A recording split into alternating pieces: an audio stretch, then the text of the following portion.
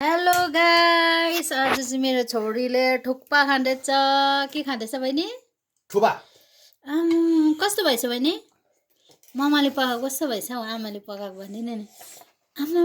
होइन होला हौ। यहाँनिर अरू चाहिँ यहाँनिर लाइनमै छ खानको लागि।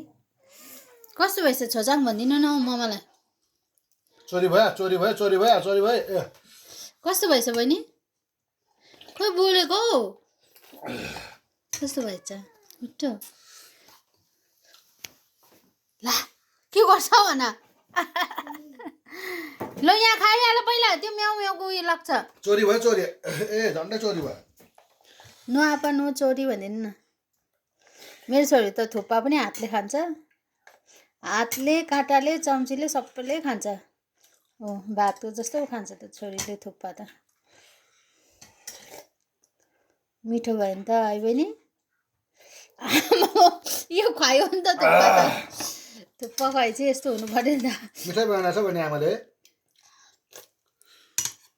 मिठो बनाएछ। माथि दोकान जानु त बिर्से उसले, अन्त मिठो नभएर अघि डल्लै अघिदेखि तपाईँले त्यही ताकेको नि त, बहिनीले कहिले खुवाइदोस् भइरहेको थियो।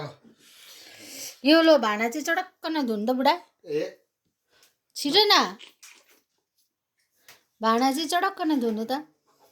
खुवाइदिइहाल्नु न हौ बहिनीलाई, यो खुवाइदिइहाल्नु त। सकिन आँटेछ, खुवाइदिनु न हौ।